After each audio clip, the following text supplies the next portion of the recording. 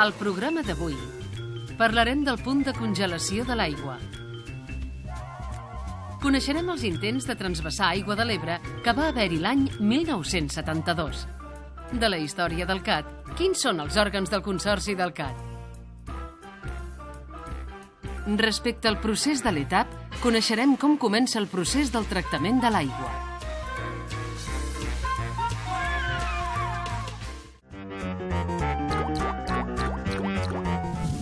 Definició d'aigua. Què és el punt de congelació de l'aigua? És la temperatura en què l'aigua comença a canviar el seu estat de líquid a sòlid. En aquest cas, el punt de congelació és de 0 graus centígrads. Us proposem un experiment. Preparem 3 gots de plàstic amb aigua. En el primer hi afegim una cullerada de sal. Al segon, una de sucre. I al tercer, només hi afegim aigua. Remenem amb una cullera i posem els 3 gots al congelador. Després de 2 hores, el got d'aigua s'ha congelat. El d'aigua amb sucre està en procés i el got d'aigua salada no es congelarà fins al cap de moltes hores. Això passa perquè en dissoldre un sòlid en l'aigua reduïm la temperatura de la seva congelació i, per tant, hem d'arribar a una temperatura inferior a la de 0 graus que necessitem per a la congelació de l'aigua pura.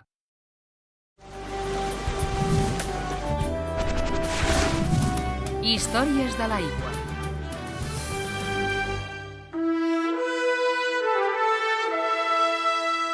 Abans de la llei 18/81, a l'inici de la dècada dels anys 70, es va plantejar portar l'aigua de l'Ebre cap a les grans poblacions del nord, Barcelona i Tarragona. L'oposició al transvasament va mobilitzar la societat a través d'ajuntaments i entitats públiques.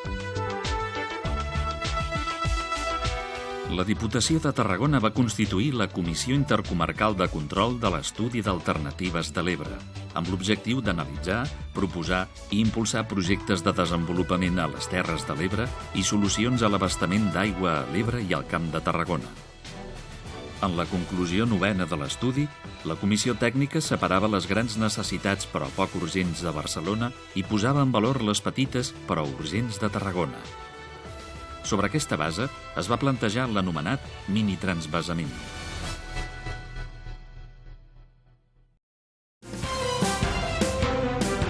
El Consorci d'Aigües de Tarragona. Actualment hi ha 31 indústries i 63 ajuntaments consorciats. 80 persones treballen per garantir la quantitat i qualitat del subministrament d'aigua. El Consorci s'estructura amb els següents òrgans. El president, nomenat pel conseller de Territori i Sostenibilitat de la Generalitat. L'Assemblea General, formada per representants de les corporacions municipals, empreses consorciades i la Generalitat de Catalunya.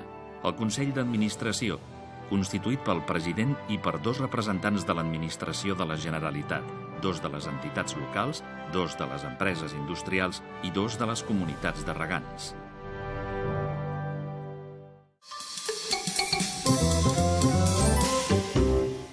El procés.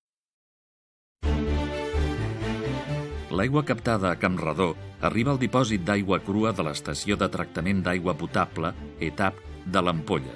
El procés de potabilització consisteix en la decantació i filtració de les partícules que porta l'aigua en suspensió amb una cloració final que en garanteixi la qualitat durant el transport fins als usuaris consorciats.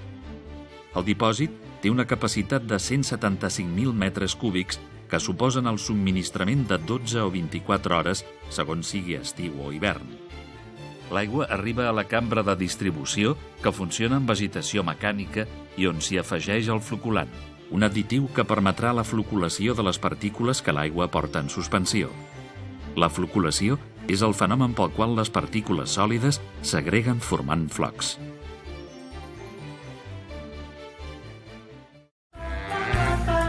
I el proper capítol, l'estat gasós de l'aigua. Els detalls de la llei 18/81 que va permetre l'aprofitament d'aigua de l'Ebre. Les darreres obres que el CAT ha efectuat a la xarxa. I seguirem el procés de potabilització amb els floculadors, decantadors i espessidors.